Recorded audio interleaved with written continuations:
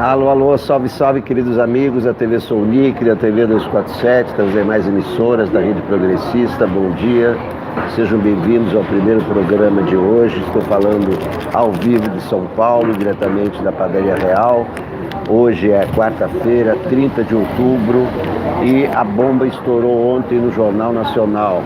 Está todo mundo comentando. E agora, seu Jair? E agora, seu Jair? Quando eu cheguei aqui, o garçom estava revoltado com a TV Globo, né? Ah, como é que a TV Globo faz uma coisa dessa? O que tem que ver? Eles só moravam no mesmo condomínio.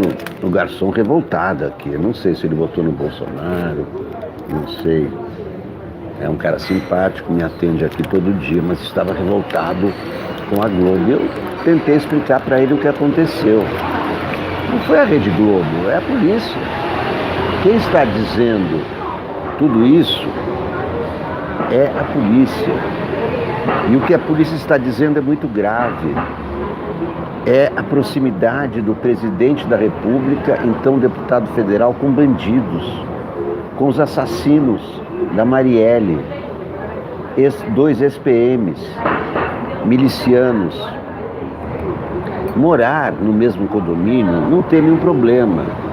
Quando foi divulgado que o Rony Lessa morava no mesmo condomínio que o Bolsonaro, até aí, coincidência, uma terrível coincidência, um assassino da Marielle, um miliciano, morar no mesmo condomínio do Estado Federal, hoje presidente da República. O delegado da Polícia Civil que investigava o caso afirmou também que houve um namoro entre filhos, um filho e uma filha do Rony Lessa e a filha do Jair Bolsonaro. Também nada demais, moram no mesmo condomínio, se encontram, jovens, namoraram, enfim. Mas agora, com essa revelação de ontem, a revelação foi da TV Globo, mas a TV Globo não inventou isso. Isso é o que está escrito no inquérito policial. E o que está escrito no inquérito policial é o seguinte: o comparsa, quer dizer, o outro assassino da Marielle, o Elcio, no dia do crime, foi ao condomínio Vivendas da Barra, informou ao porteiro que ia à casa número 58. O porteiro ligou para a casa 58. O morador da casa 58 era Jair Bolsonaro, que hoje mora no Palácio da Alvorada, às nossas custas. O porteiro ligou para a casa 58, atendeu uma voz que lhe pareceu do seu Jair Bolsonaro, e essa voz autorizou a entrada do Elcio, que estava num carro Logan, placa do Rio de Janeiro, AGH 8002.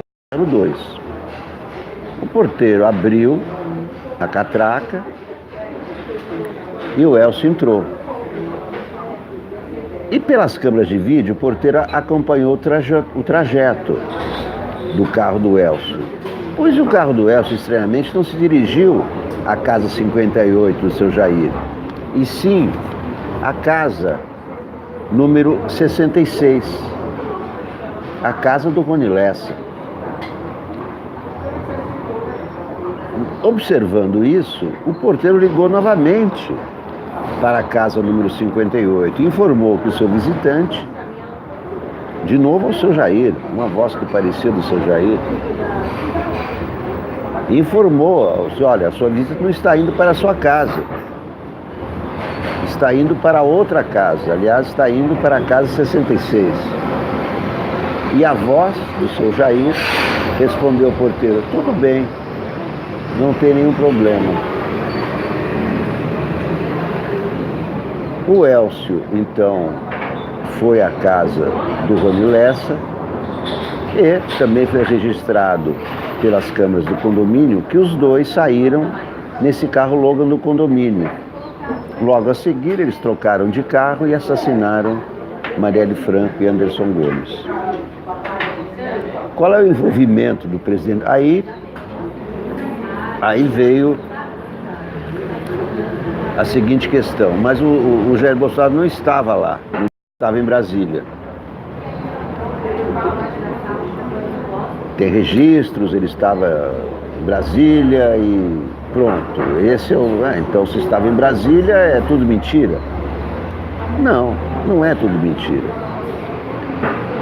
É verdade que seu Jair morava nessa casa, portanto a casa era dele, portanto a casa que seria visitada pelo Elcio era a casa do Jair.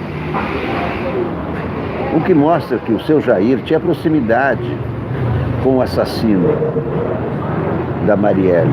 E de qualquer maneira, o Elcio tinha recebido a informação, provavelmente do Rony Lessa, que para entrar no condomínio era melhor dizer que estava indo para a casa do seu Jair. E evidentemente que o Rony avisou ao seu Jair, olha, vai passar o meu amigo aqui e vai dizer que vai para a sua casa. Então, estando ou não naquele momento na sua casa, estando em Brasília ou não, o assassino da Marielle foi à casa do seu Jair. Então o seu Jair tinha proximidade com os dois assassinos de Marielle. Não dá para negar isso. E é claro que a reação do Bolsonaro foi atacar a Globo, como a do garçom aqui. Cheguei aqui, o garçom xingando a Globo, repetindo o discurso do Bolsonaro. Não, a Globo só teve a informação do inquérito policial. Está tudo registrado.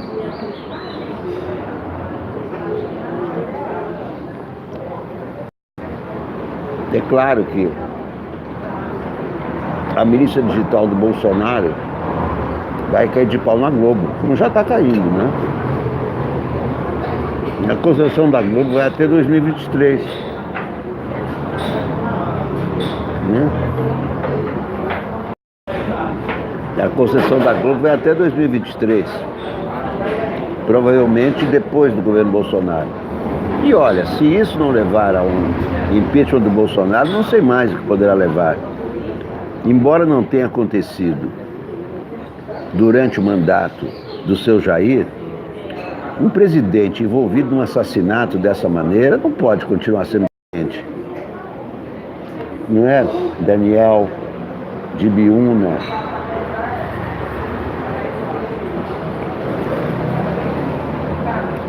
O elo entre o seu Jair e os assassinos, Arnaldo Oliveira, está claro. O porteiro fez 2 depoimentos e declarou a mesma coisa. Está registrado. Seu Elcio, carro Logan, placa tal. Foi visitar o seu Jair. Não desviou e não foi na casa do seu Jair. Então, o seu Jair participou do esquema. Lígia Maria autorizou a entrada do Elcio no condomínio. E por que o Elcio não disse que é a casa da Adriano Lessa? Provavelmente para ter um álibi. Então quem deu um álibi para os assassinos foi seu Jair. Que coisa horrorosa. Que coisa horrorosa.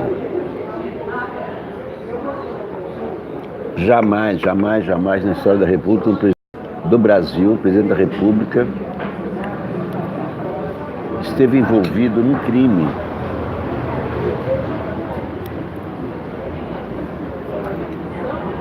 Jamais. O próprio presidente da República envolvido num crime. Assassinato, atentado.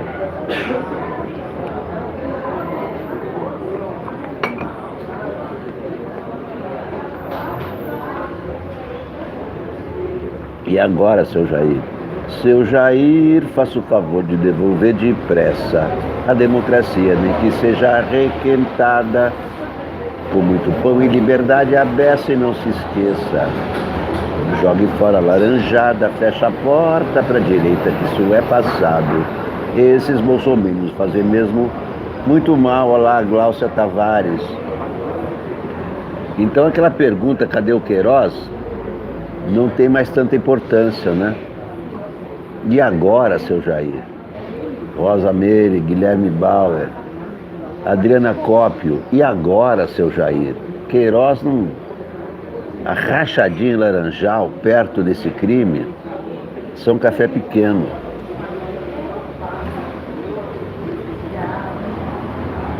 E, como o seu Jair foi citado, no caso, era deputado federal,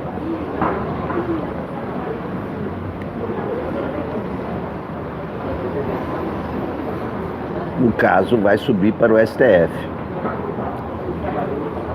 Porque deputado tem foro privilegiado, deputado federal tem foro privilegiado.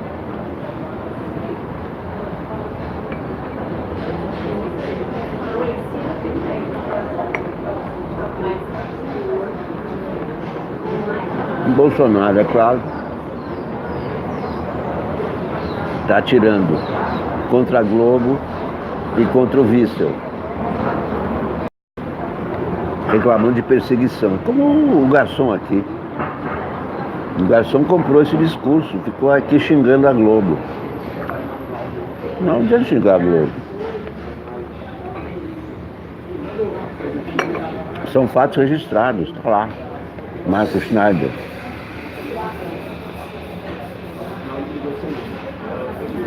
Marco Schneider, tô acordando mais por causa do calor. O calor tira a gente da cama.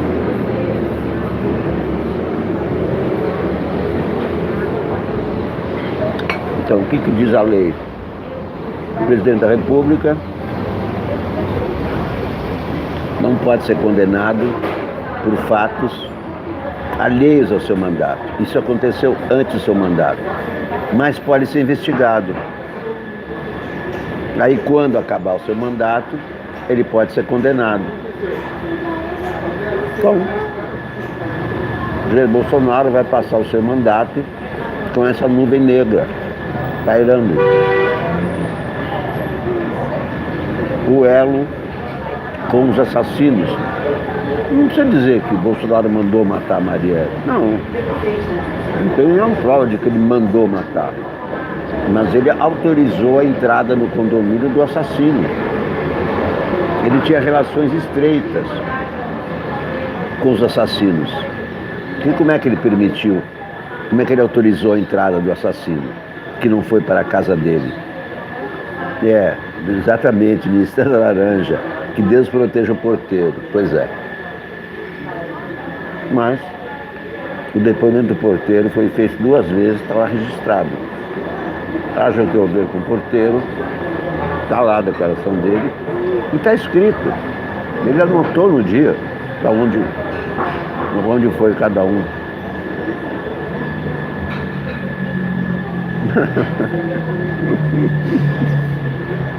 Não posso comer e falar, pois é perigoso.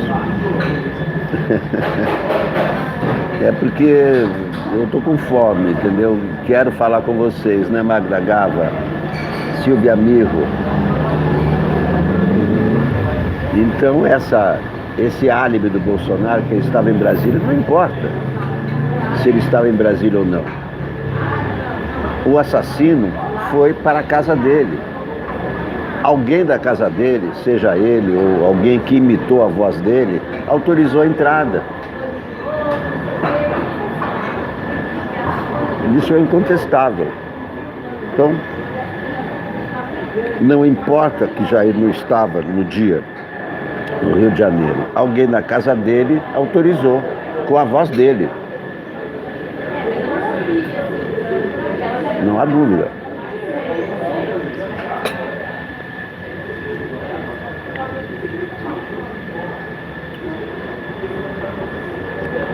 Seu Jair, faça o favor de devolver depressa a democracia, nem que seja requentada, com muito pão e liberdade a beça. E não se esqueça, jogue fora a laranjada.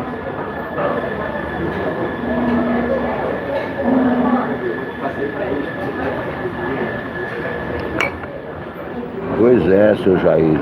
E agora, seu Jair?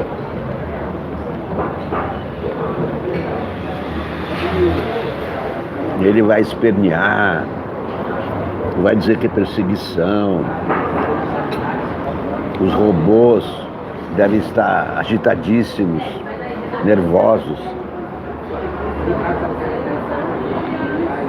Mas não adianta.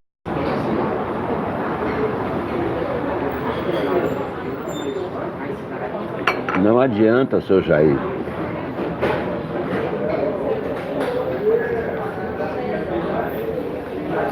O envolvimento com os assassinos está provado.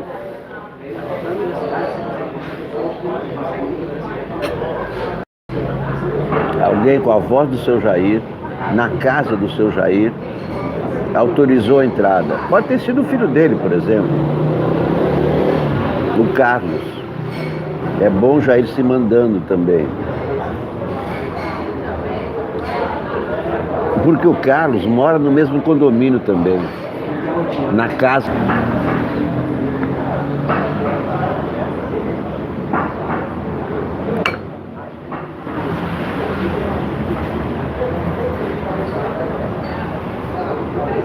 A próxima paródia, alguém perguntou, já estou fazendo, é assim. Ah, insensatez que você fez, eleitor, no ano passado, fez a opção pior, votou em quem não podia ter votado. Ai, porque você foi bobo assim, não teve nenhum faro. Quem semeia ventos, disse a eleição, colhe sempre Bolsonaro. Ah, insensatez que você fez, eleitor, no ano passado, fez a opção pior, votou em quem não devia ter votado. Ah, porque você foi bobo assim, não teve nenhum faro. Quem semeia ventos, disse a eleição, colhe sempre Bolsonaro.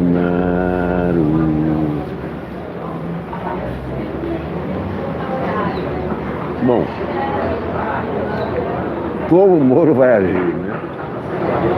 O paladino da justiça, a lei é para todos. Essa é a frase do Moro. Vamos ver o que vai fazer o Moro. O Moro vinha cantando alegremente quen, quen, quando um colega estridente pediu para fazer umas palestras na hora da sexta. O Moro olhou para ele e disse assim: vem, vem, eu quero mesmo é ferrar alguém e você vai ajudar, muito bom, muito bem. Fizeram um PowerPoint para enganar, para enjaular um presidente popular. A voz do Delta parecia de traveco, Moro falando era assim, um marreco. Mas eu gostei do final, quando a Vaza Jato destruiu o casal Glen, Glen, pororó, Glen, Glen, pororó. O Moro vinha cantando alegremente quen, quen, quando o amigo estridente pediu para fazer umas palestras na hora da sexta. O Moro olhou para ele e disse assim: vem, vem, eu quero mesmo é ferrar alguém e você vai ajudar, muito bom, muito bem. Fizeram um PowerPoint para enganar, para enjaular um presidente popular. A voz do Delta me lembrava de Traveco, Moro falando se parece com Marreco. Mas eu gostei do final, quando a Vaza Jato destruiu o casal Glen, Glen, pororó, Glen, Glen, pororó. Esse é um caso para o Moro. Será que o Moro vai confirmar a sua máxima de que a lei é para todos?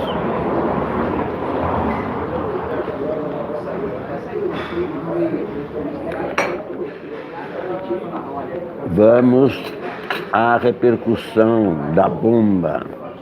Bomba, bomba, bomba. O Globo.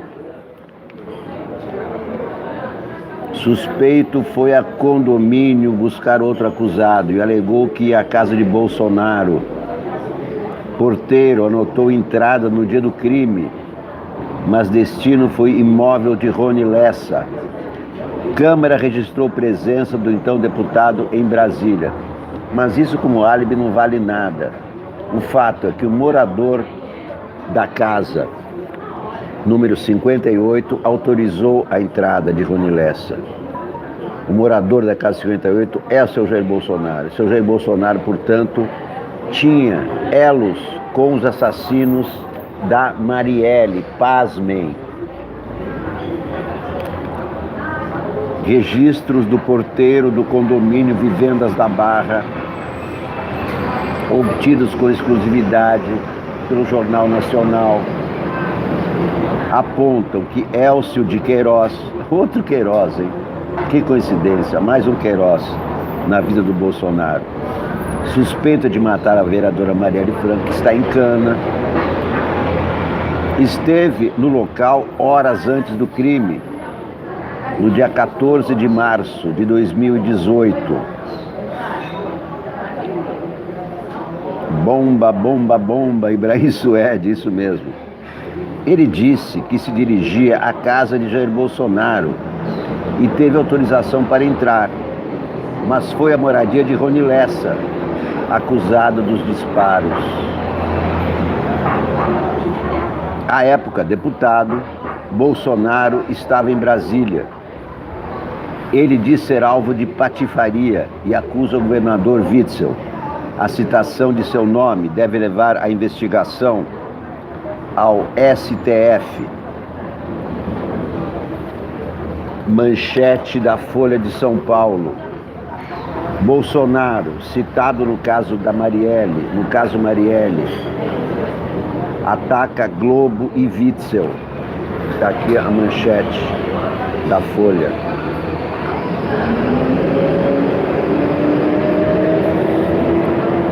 O presidente Jair Bolsonaro reagiu de modo virulento à reportagem do Jornal Nacional, veiculada na noite de ontem, em que seu nome é citado em depoimento do caso Marielle Franco, em transmissão nas redes sociais, logo na sequência do noticiário.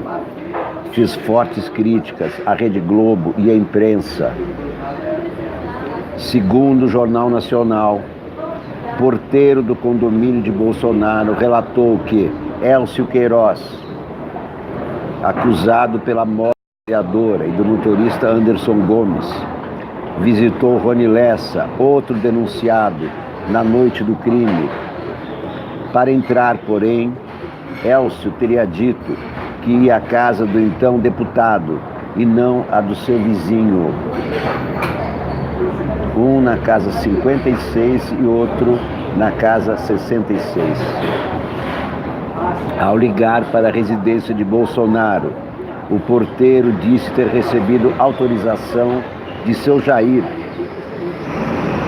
para liberar a entrada. De acordo com o telejornal, Bolsonaro estava em Brasília naquele dia. A citação fez o Ministério Público do Rio consultar Dias Toffoli do Supremo, que ainda não se pronunciou. O MP, diante dessa informação, foi ao Dias Toffoli perguntar se podia continuar a investigação. E o Dias Toffoli lavou as mãos. É o Pôncio Pilatos do século XXI. Na transmissão feita de madrugada de Riad.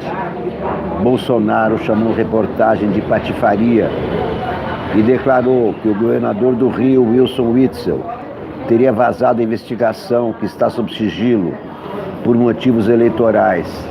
O problema não é a investigação, o problema é o envolvimento do presidente da República com 2 assassinos. Isso não dá para contestar. Witzel negou interferência. A Rede Globo disse que não faz canalice.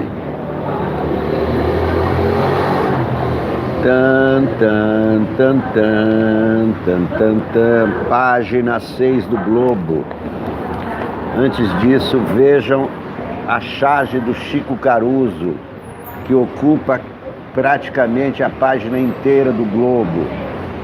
É o Marcelo Crivella destruindo o Cristo Redentor. Isso porque o Marcelo Crivella autorizou a destruição do pedágio da linha amarela ontem. Um prefeito que mandou destruir o pedágio. E o Chico Caruso mostra que nesse desenho o próximo projeto do Marcelo Crivella é destruir o Cristo Redentor, já que ele é evangélico. E o Cristo Redentor é uma imagem, os evangélicos não gostam de imagens.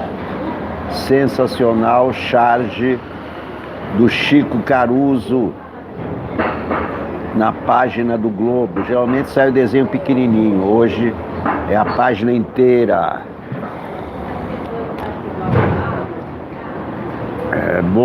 Parece que os colunistas não tiveram tempo de comentar essa bomba. Mas aqui também na primeira página do Globo, a tarde do presidente com o príncipe saudita. Em viagem ao exterior, Bolsonaro se reuniu com o príncipe herdeiro da Arábia Saudita, Mohammed bin Salman. O país pode investir 10 bilhões de dólares no Brasil. Grande coisa, isso não é nada. Vamos então à página 6. Pois é, José, ele não estava na casa, mas estando ou não na casa. Por que o Elcio procurou a casa do seu Jair? É porque o seu Jair tinha alguma relação com eles, né? Senão não teria autorizado a entrada alguém que estava na casa do seu Jair. Não importa quem estava, alguém da casa do seu Jair autorizou. Portanto, o seu Jair tinha vínculos com os assassinos de Marielle. É mais um Queiroz na vida do Bolsonaro. Olha aqui a matéria do Globo. Caso Marielle. Matéria de página inteira.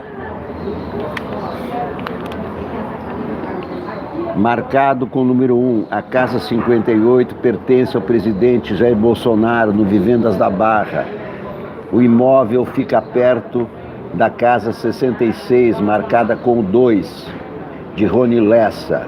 O outro suspeito do crime diz que iria à casa de Bolsonaro. Então, olha aqui, a casa do Bolsonaro e a casa do Rony Lessa. Bolsonaro, Lessa. Registros da portaria do condomínio Vivendas da Barra, onde mora o principal suspeito de matar a vereadora Marielle e o motorista Anderson Gomes, Rony Lessa, mostram que o outro suspeito do crime, que está preso em presídio de segurança máxima, Elcio de Queiroz, entrou no local horas antes do assassinato, em 14 de março de 2018, dizendo que iria para a casa do então deputado federal Jair Bolsonaro, também morador do condomínio. Os registros da portaria foram revelados ontem pelo Jornal Nacional, que também noticiou detalhes de 2 depoimentos do porteiro que estava na guarita naquela noite. Os registros de presença da Câmara dos Deputados mostram que, em 14 de março de 2018, o Bolsonaro estava em Brasília. Ele participou de votações no plenário à tarde e à noite. A citação ao nome do presidente pode levar à investigação do STF. Em Riad, capital da Arábia Saudita, o presidente Jair Bolsonaro fez uma transmissão ao vivo por hora das 3h30 da manhã, no horário local, para falar sobre as revelações. Eu soube quem era Marielle pela notícia de que ela morreu. Estava em Brasília, os registros mostram. Não tenho nenhuma participação. Isso é uma patifaria. Ou o porteiro mentiu, ou o induziram a mentir, disse Bolsonaro na transmissão. Não é mentiu nem mentiu, está lá escrito, está lá anotado no dia. Não tem como mentir, não é só declaração, não é só depoimento, é o registro escrito. O presidente acusou o governador do Rio, Wilson Witzel, de ter vazado informações das investigações para prejudicá-lo, por estar interessado em sucedê-lo na presidência da República. Por que, olha o que disse Bolsonaro na live dele, por que essa sede pelo poder, Witzel? Seu objetivo é nos destruir. Eles é que estão se destruindo. Os Bolsonaro, as hienas matam-se umas às outras. As hienas vivem em clãs, como o clã Bolsonaro, e matam-se umas às outras. Bolsonaro também atacou a TV Globo e disse que quer ser ouvido na investigação. Vai ser ouvido, calma. Adriana Silva, a sede pelo poder é o Witzel, não é o Bolsonaro. Então vejam só a sequência dos acontecimentos. Às 17h10 do dia 14 de março de 2018, o porteiro escreveu no livro de visitantes o nome de Elcio, o carro, um Logan, a placa AGH 8202 e a casa que o visitante iria, a de número 58. No registro geral de imóveis consta que a casa 58 pertence a Bolsonaro. O presidente também é dono da casa 36, onde vive um dos seus filhos, o vereador Carlos Bolsonaro. Em depoimento, o porteiro contou que, depois que Elcio se identificou e disse que iria para o número 58, ele ligou para confirmar se o visitante estava autorizado a entrar. Ele disse que a entrada foi liberada e que identificou a voz de quem atendeu como sendo do seu Jair. A informação de que seu Jair, que atendeu a ligação, foi dada em 2 depoimentos. O porteiro disse que acompanhou pelas câmeras de segurança a entrada do carro de Elcio no condomínio e viu que o veículo seguiu para a casa 66, onde morava Rony Lessa. O porteiro então relatou ter ligado de novo para a casa 58 e que o homem identificado por ele como seu Jair teria dito saber para onde Elcio estava indo. Vejam só. A pessoa que estava lá na casa do seu Jair, sendo seu Jair ou não, informada de que o visitante não ia para a sua casa, e sim para outra casa, respondeu: eu sei para onde Elcio está indo, tudo bem, não tem nenhum problema.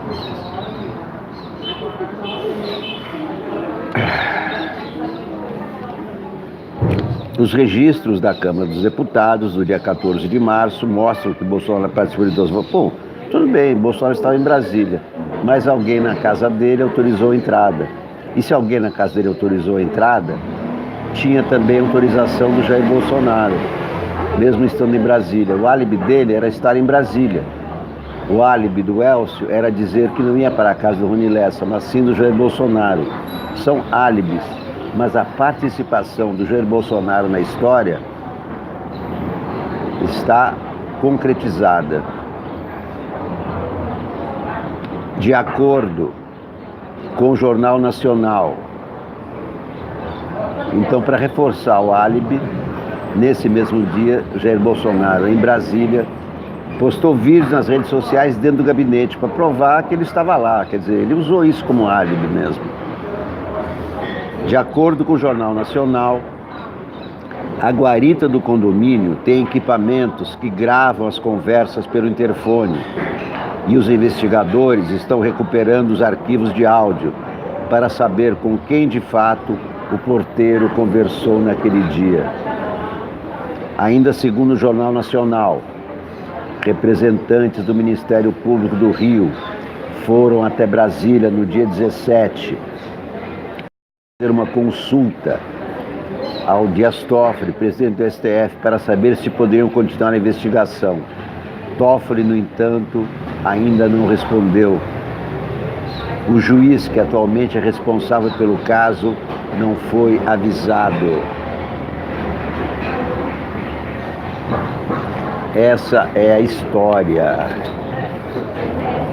que manchou de vez esse governo espúrio. Não é mais o governo das laranjas, não é o governo do Queiroz, é o governo do caso Marielle. Bernardo Melo Franco, bom, eu acho que nenhum colunista ainda escreveu sobre o caso. Vamos ver se na Folha alguém teve tempo de escrever.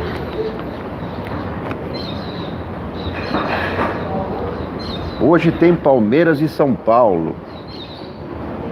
Palmeiras recebe São Paulo em clássico que põe à prova Mano e Fernando Diniz. Deixa eu ver se já tem algum comentário a respeito do seu Jair.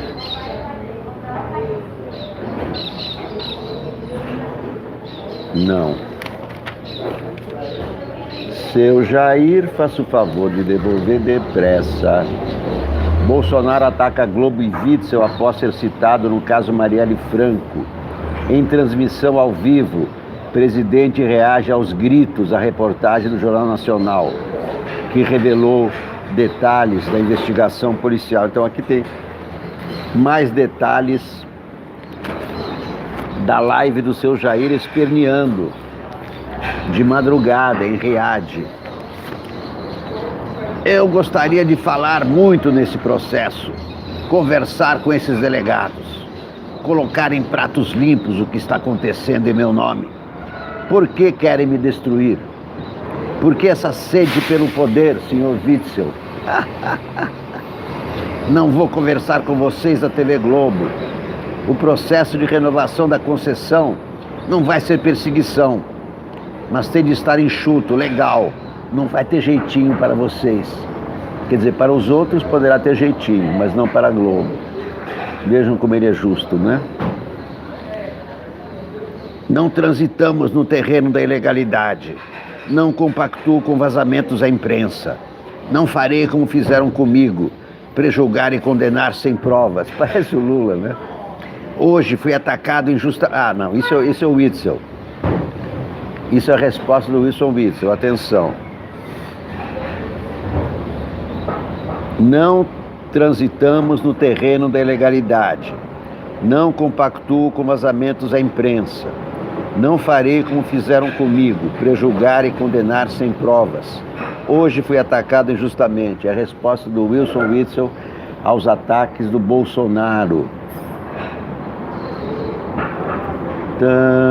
Vejam a cara do Jair Bolsonaro na sua live, com olhar esbugalhado, esbravejando e gritando. Mas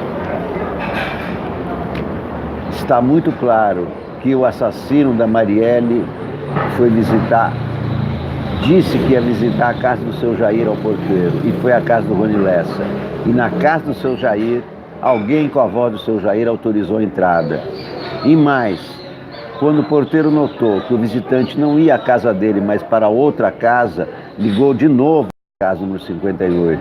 E de novo, alguém com a voz do seu Jair disse que não tinha problema que o visitante não foi para a casa dele, que ele sabia para onde estava indo.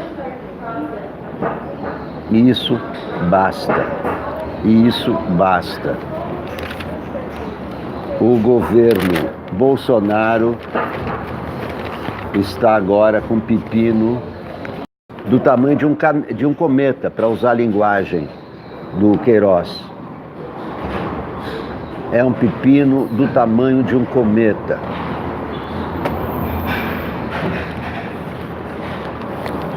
Vamos aos articulistas do Globo. Bernardo Melo Franco escreve: Instintos primitivos. As manifestações no Chile mexeram com os instintos mais primitivos do bolsonarismo. Em visita à China, o presidente Jair definiu os protestos como atos terroristas. Dias antes, no Japão, chamou de bárbaros os chilenos que tomaram as ruas contra o aumento do custo de vida e a piora dos serviços públicos. O governo de Sebastião Pinheira respondeu ao início da crise com uma expressão brutal. Pôs o exército nas ruas e ressuscitou o toque de recolher da ditadura Pinochet. Depois de 20 mortos e mais de uma centena de feridos, o presidente decidiu recuar. Pediu desculpas à população, recolheu a tropa e anunciou reformas sociais. Em pronunciamento na TV, o conservador Pinheira admitiu que os chilenos têm motivos para reclamar. Disse que as últimas gestões, incluindo as dele, não foram capazes de perceber a insatisfação popular. Reconheço e peço perdão por essa falta de visão, penitenciou-se Sebastião Pinheira. O meia-culpa não parece ter convencido o governo brasileiro. Segundo Bolsonaro, os protestos no Chile fariam parte de um complô de partidos de esquerda da América Latina. A intenção deles é atacar os Estados Unidos e se autoajudarem, acusou. A tese conspiratória foi endossada pelo ministro Augusto Heleno, que falou num conluio da esquerda radical para conturbar a vida, tentar retornar ao poder de qualquer maneira e nos jogar no abismo. Esquerda radical são 1.200.000 chilenos reunidos para protestar. Será que a esquerda radical é tão grande assim no Chile? Nos últimos dias, Bolsonaro levantou ao menos 3 vezes a hipótese de convocar as Forças Armadas para reprimir protestos até agora inexistentes no Brasil. Ele tem falado repetidamente em acionar o artigo 142 da Constituição, que permite convocar as tropas para a garantia da lei e da ordem. Nas redes sociais, militantes bolsonaristas invocam o mesmo artigo em defesa de uma intervenção militar no país. Ontem, o deputado Eduardo Bolsonaro escancarou o tom de ameaça. Na Câmara, ele disse que os oposicionistas vão querer repetir no Brasil o que está acontecendo no Chile. Não vamos deixar isso aí vir para cá. Se vier para cá, vai ter que se ver com a polícia. E se eles começarem a radicalizar do lado de lá, a gente vai ver a história se repetir. Aí é que eu quero ver como é que a banda vai tocar, desafiou. Deixou a tribuna sob vaias e gritos de golpista. Alguém perguntou aí se eu acho mesmo que não existe diferença entre a grande imprensa e a pequena imprensa. A imprensa é uma só. Tem jornais, tem televisões que informam, tem blogs que informam. Eu reconheço os jornalistas. Os mesmos jornalistas que hoje trabalham no blog já trabalharam na grande imprensa. Eu trabalhei na grande imprensa. O Paulo Moreira Leite trabalhou na grande imprensa. Tanto um quanto o outro se preocupam em informar.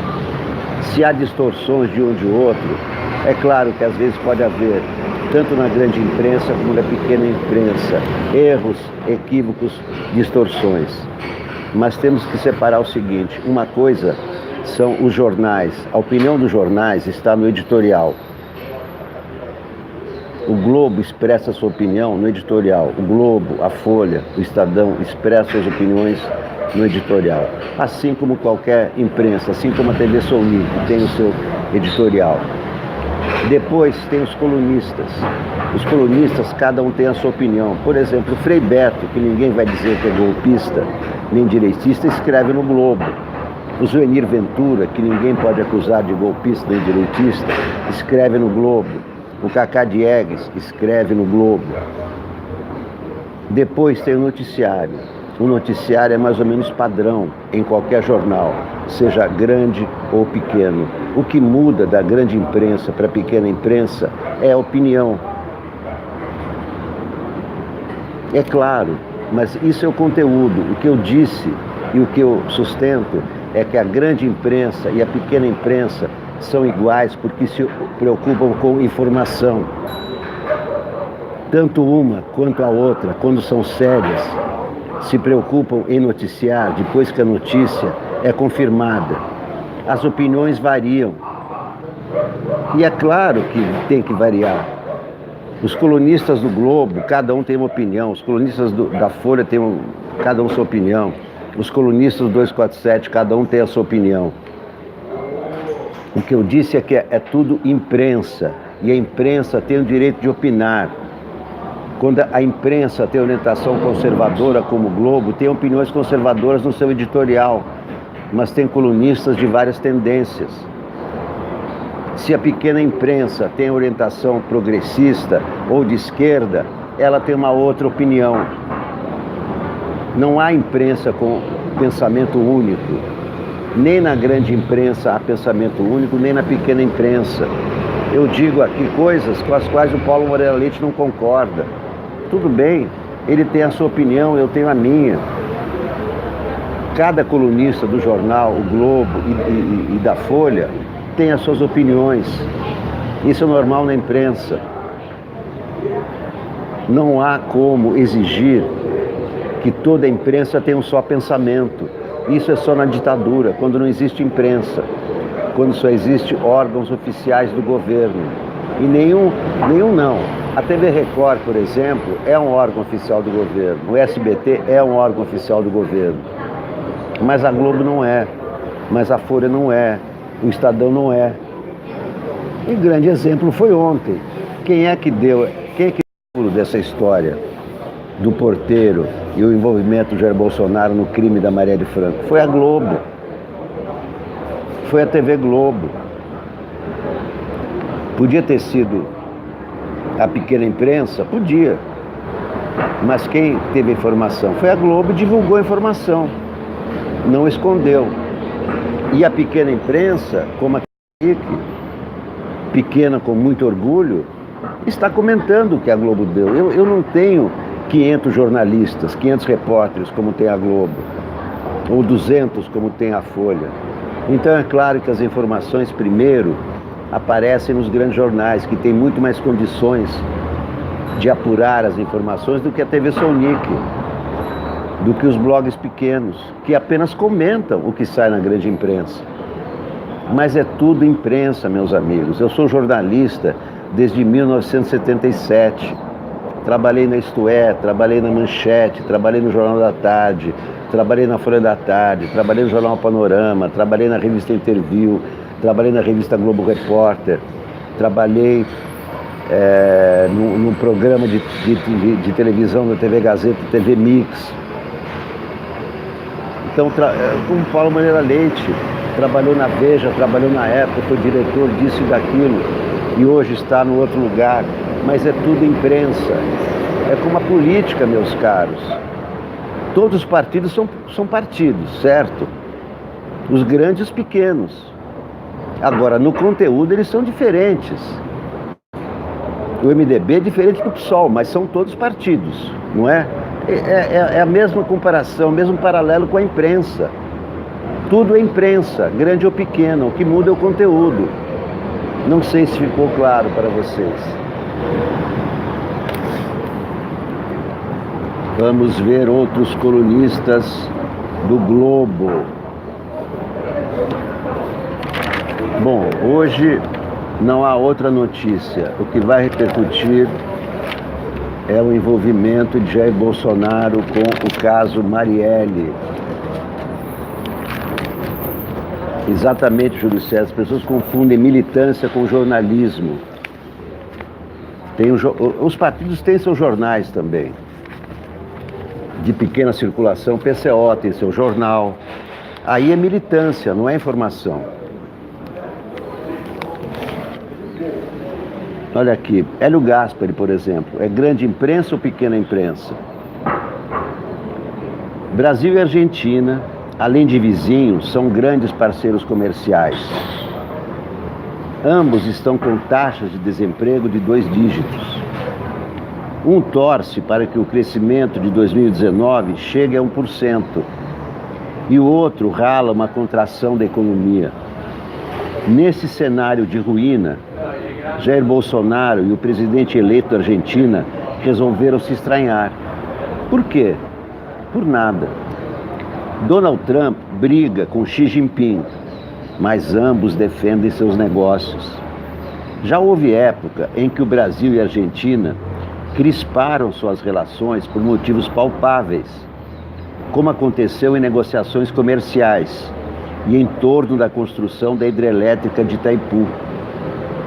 Mesmo nessas ocasiões, os governos comportavam-se com elegância. Durante uma dessas controvérsias, o presidente Fernando Henrique Cardoso escreveu: "Não gosto dessa coisa truculenta que não leva a nada. Já temos tantas arestas que é melhor nos pouparmos de acrescentar novas." Agora, em torno do Jair Bolsonaro e Alberto Fernandes romperam a barreira da cordialidade. Utilizando-se uma medida útil para quem observa a briga de rua, foi Bolsonaro quem começou. Em junho, ele disse que a Argentina e o Brasil não podem retornar à corrupção do passado, a corrupção desenfreada pela busca do poder. Contamos com o povo argentino para escolher bem seu presidente em outubro. Um mês depois, o candidato Alberto Fernandes visitou Lula na carceragem de Curitiba. Domingo, no seu discurso de vitória, ele repetiu o Lula livre, e Bolsonaro classificou o gesto como uma afronta à democracia brasileira, recusando-se a cumprimentá-lo pela vitória. Se diferenças ideológicas justificassem tanta agressividade, os Estados Unidos e a falecida União Soviética teriam começado a Terceira Guerra Mundial, no final da década dos 40 do século passado. Não se pode saber qual é a real agenda de Fernandes, mas é certo que por trás da agressividade de Bolsonaro há o nada. Pela primeira vez, desde a nomeação de José Bonifácio para a Secretaria de Negócios Estrangeiros por Dom Pedro I, o Brasil não tem chanceler. Ele se chama Ernesto Araújo.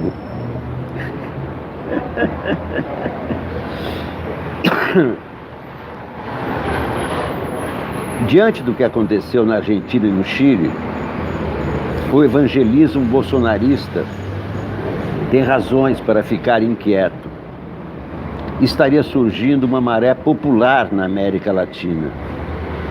Uma coisa é decifrar a alma das ruas, bem outra é acreditar que o monstro da opinião pública deve ser desprezado.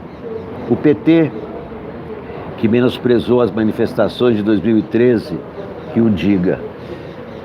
O PT não entendeu que aquelas passeatas eram contra o PT. A Dilma não entendeu. Sábios da equipe econômica do Dr. Guedes, esse sábio está escrito com C cedilha,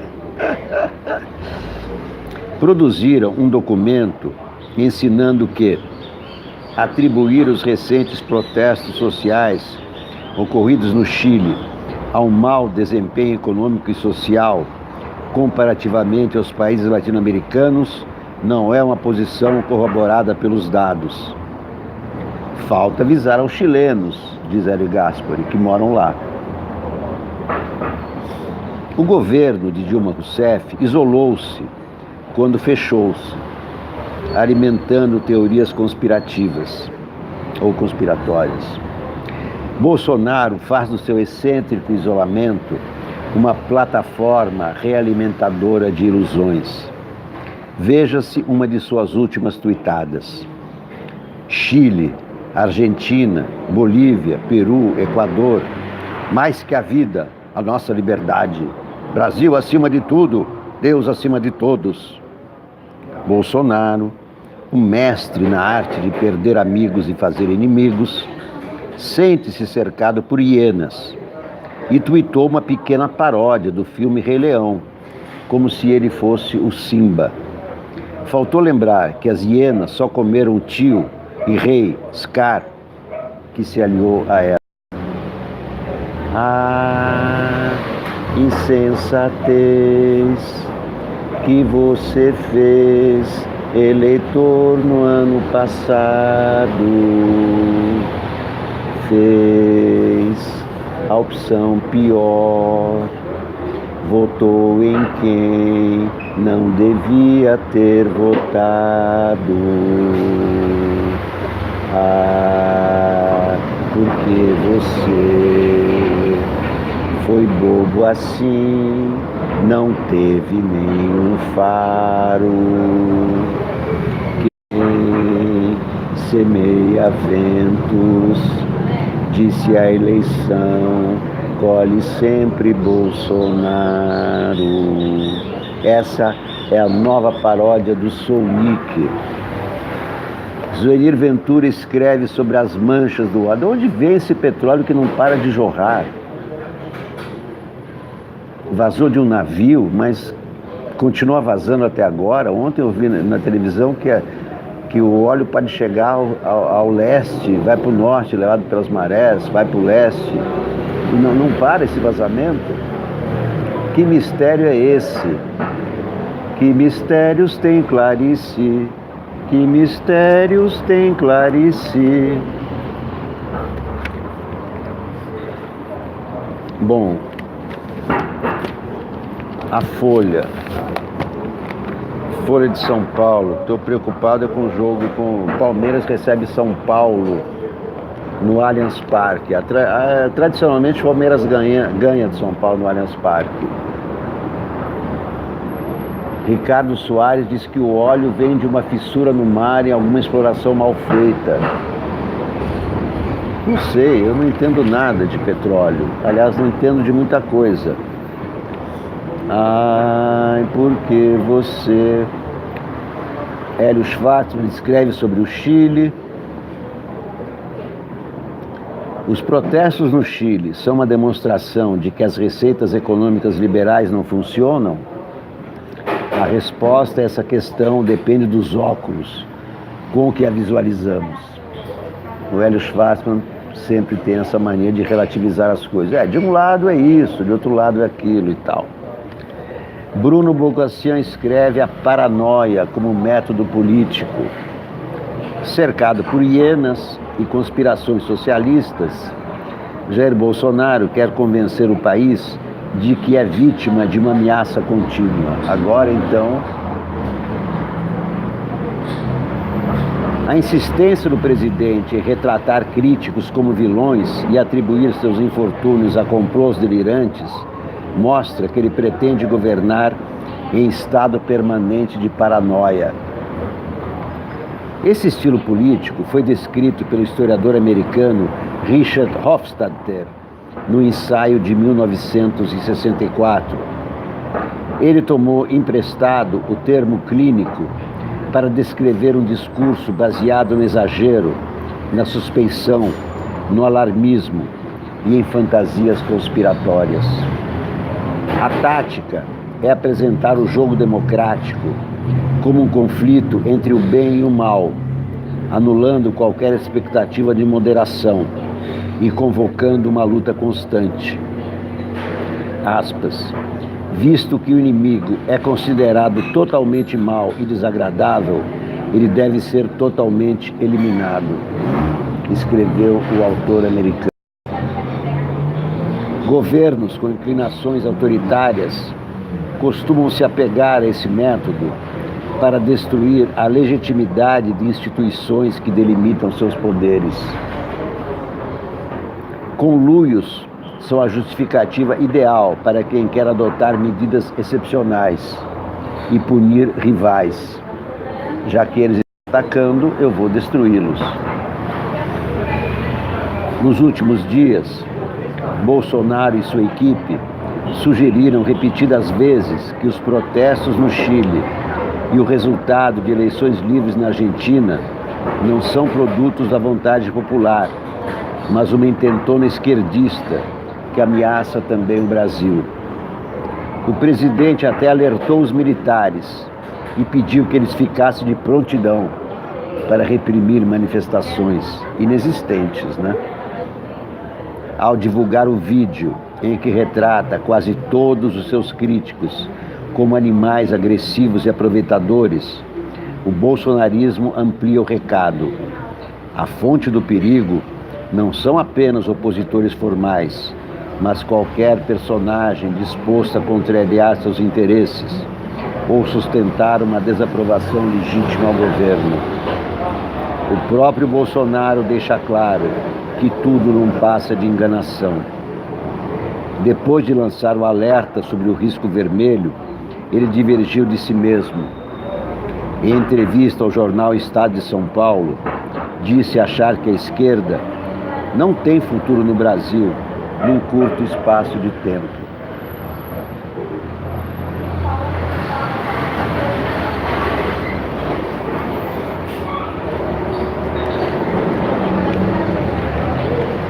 Rei dos animais, escreve Rui Castro na Folha. Quando se julgavam esgotados os epítetos, afrontas e apodos dirigidos a Jair Bolsonaro, nunca um presidente da República se prestou tanto a ser desqualificado. Eis que ele próprio acrescentou à sua galeria o título que lhe faltava.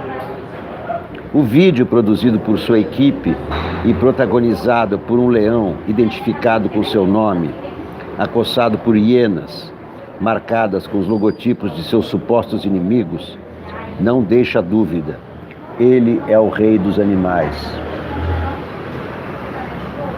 Essa repentina majestade, no entanto, não o livrará de continuar a ser tratado com casca e tudo, inclusive pela turma com quem andava antes de chegar ao Planalto.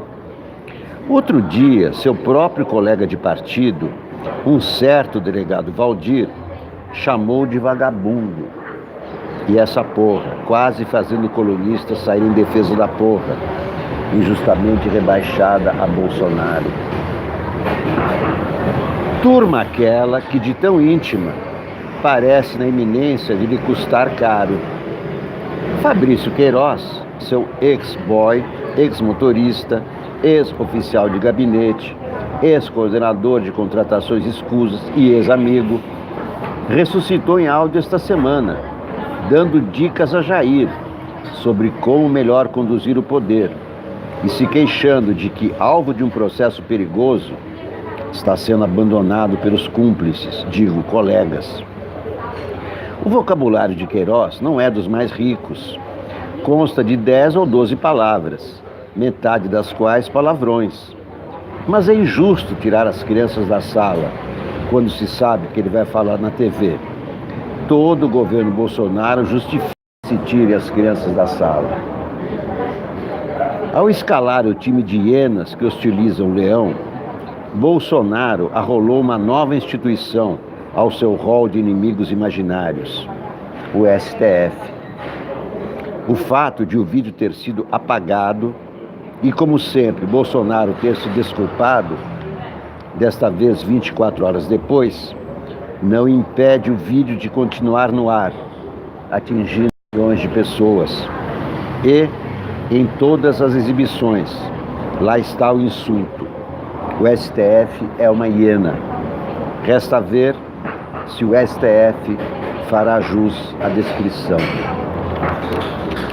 Ah, insensatez que você fez, eleitor, no ano passado. Fez a opção pior votou em quem não devia ter votado. Ah, porque você foi ingênuo assim, não teve nenhum faro.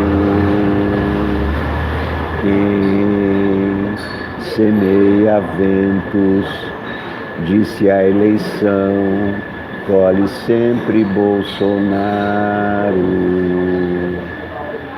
A insensatez que você fez, eleitor, no ano passado, fez a opção pior, votou em quem não devia ter votado. Ah, porque você foi bobo assim, não teve nenhum faro.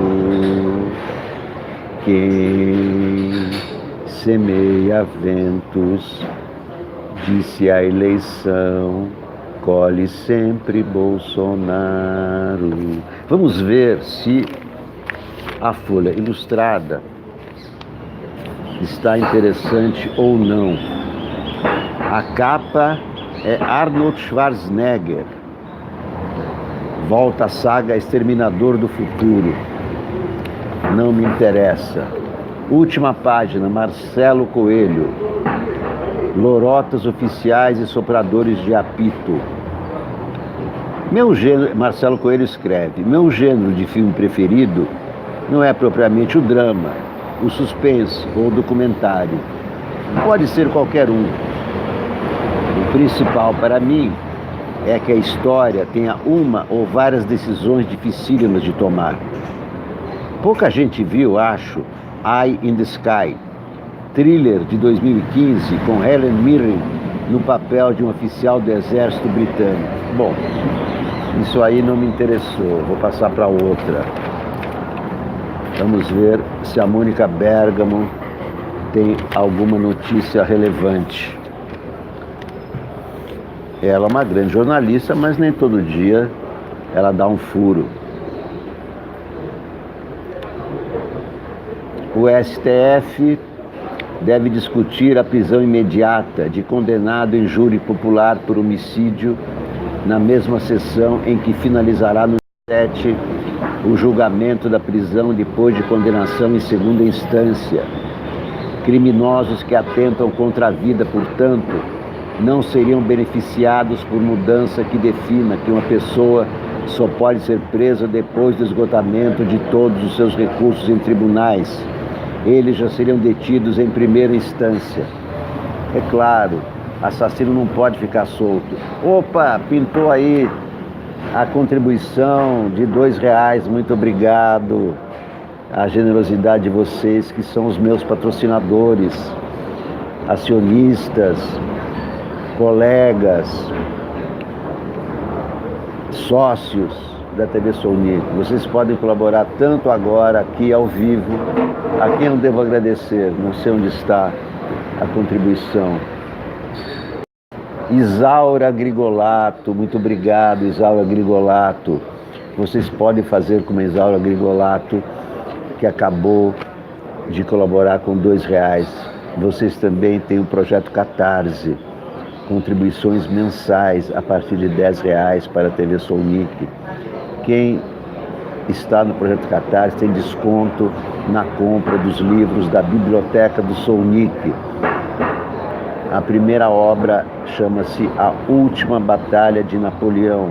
Está bombando. Só não vou dizer que compre antes que acabe, porque não acaba. É um e-book. E o e-book tem edição ilimitada. Cada um pega o seu e-book e tem e-book sobrando. Comprem, portanto, A Última Batalha de Napoleão. Depois vocês me digam se gostaram ou não. Marco Schneider informa que a Helen Mirren é uma atriz que aos quase 80 anos tem energia e beleza de uma jovem de 30 anos. É de quem estava falando Marcelo Coelho.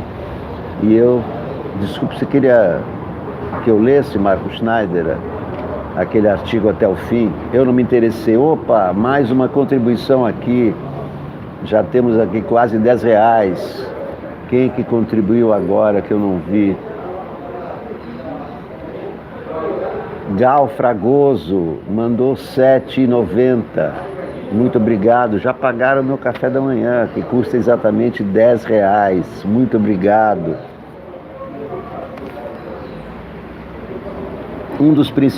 Continuando a Mônica Bergamo, um dos principais argumentos contra a queda da segunda instância era justamente o de que assassinos poderiam ser livres, leves e soltos de tribunais, confiando que recursos infinitos poderiam livrá-los de cumprir a pena.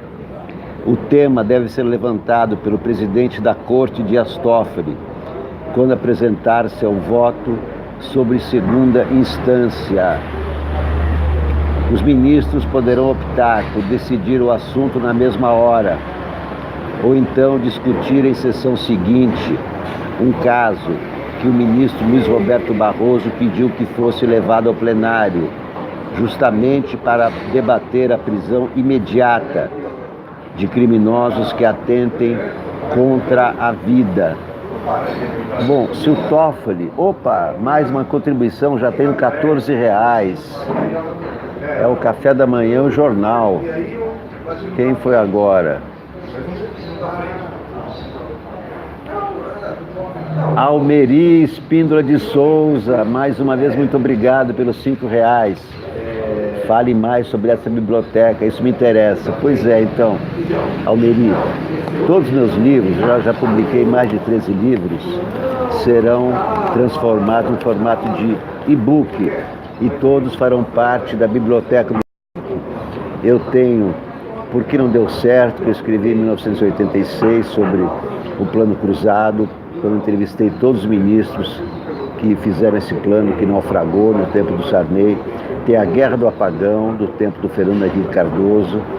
Tem o Cofre do Adhemar, sobre a maior ação dos guerrilheiros brasileiros que assaltaram uma casa onde estava guardado o cofre com as propinas do Adhemar de Barros, com $2,5 milhões. Esse livro também será transformado em e-book. Tem o livro Garoto de Ipanema, com os amigos do Vinícius, contando suas aventuras com o grande Vinícius de Moraes. Tem 13 livros, e todos esses 13 livros serão transformados em e-book, para que vocês possam conhecê-los. O próximo será Paródias do Soulnik, que não está em formato de livro, mas como vocês gostam de paródias, e eu também gosto, eu vou fazer um e-book com as minhas paródias, também estará à disposição de vocês, e assim por diante. Quer dizer, a biblioteca do Soulnik, formada pelos meus livros, aos poucos, estará à disposição de vocês. E quando vocês compram o e-book, já vem também junto o PDF, vem todos os formatos. Dá para imprimir em casa, etc, etc. Dá para ler no tablet, dá para ler no computador, aonde vocês bem entenderem. Essa é a biblioteca do Soulnik. Bom, se o Dias Toffoli, no seu voto, vai apresentar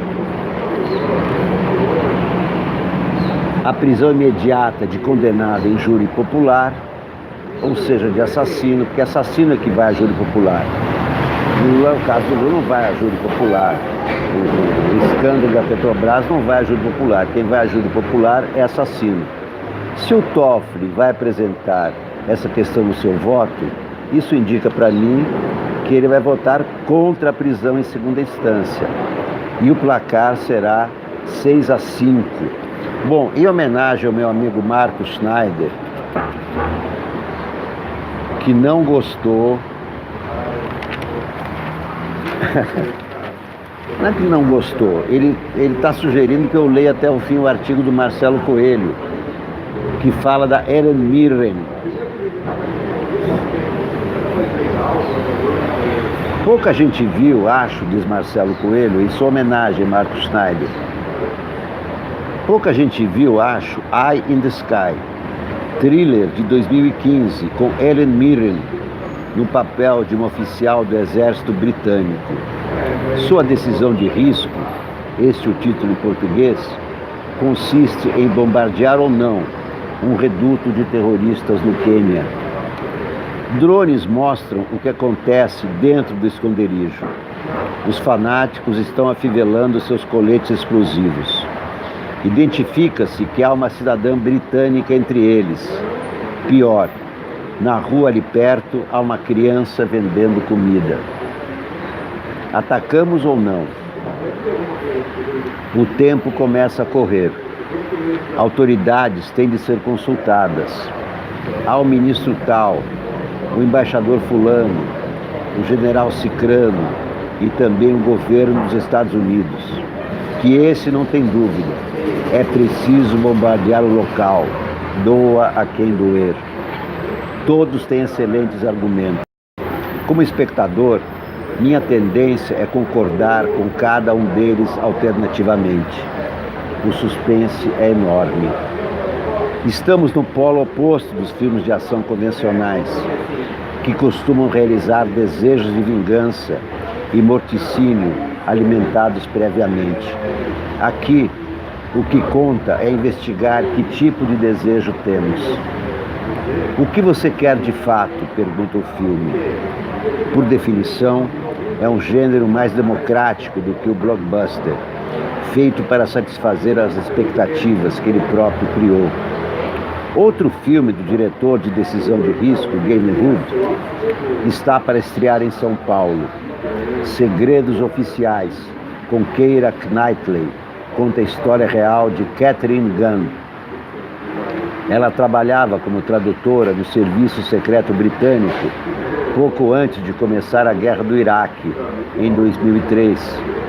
Na época do filme, o presidente Bush ainda estava tentando convencer a ONU de que o ditador Saddam Hussein possuía armas de destruição em massa e tinha relações com a Al-Qaeda.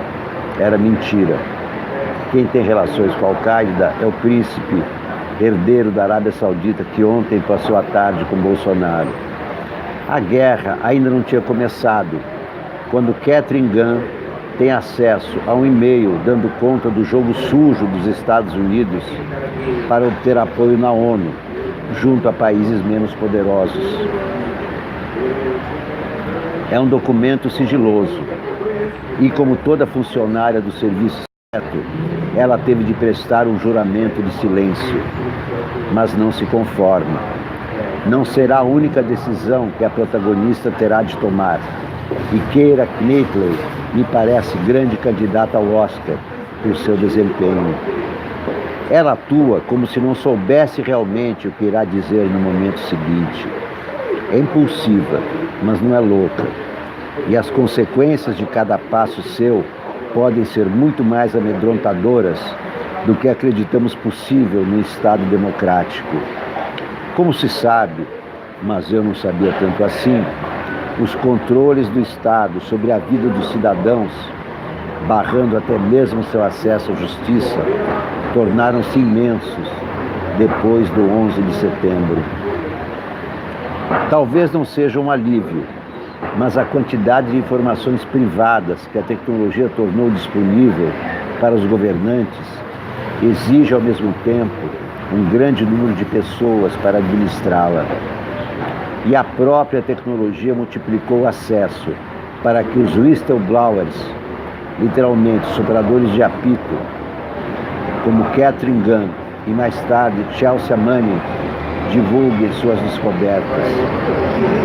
Os Wikileaks e aqui as revelações sobre os conluios de Sérgio Moro são casos a assinalar. Ficamos preocupados com o acesso dos governos e empresas aos segredos da vida particular de cada um. Mas não há dúvida de que os segredos dos próprios governos se tornaram mais passíveis de exposição. Em que medida esse jogo se equilibra? Ainda que os computadores estejam entupidos de fake news e que milhões de pessoas se disponham a acreditar em qualquer absurdo, talvez não seja otimismo, pensar que fora da periferia lunática, um centro de gravidade básico subsista na velha opinião pública, na política tradicional e nos meios de comunicação. Apesar da estridência à nossa volta, a lei dos grandes números talvez anule, também no que se diz e no que se ouve, os disparates e as mentiras dos extremos em cada ponta do espectro. O problema, mas isso está longe de ser uma novidade trazida pela tecnologia, é que a verdade só foi revelada tarde demais. A mentira, dizem, tem pernas curtas, mas é quem dá a largada, diante dos aplausos e gritos de guerra da plateia. Marcelo Coelho, em homenagem a Marco Schneider. Wie nennt man ein bisschen Masel? Wie nennt man ein bisschen Glück?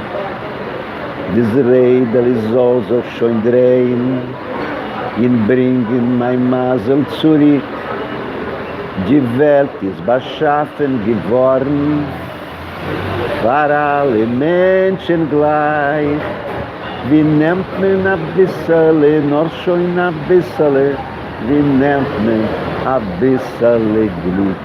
Wie nennt man ein bisschen Glück, Marco Schneider? Muito obrigado a todos por assistir ao primeiro programa de hoje da TV Sou Nick. No decorrer do dia farei outras transmissões para conversar mais com vocês a respeito dessa bomba que estourou ontem à noite no Jornal Nacional. O envolvimento do presidente Jair Bolsonaro com o atentado a Marielle Franco. Muito obrigado a todos e até a próxima transmissão.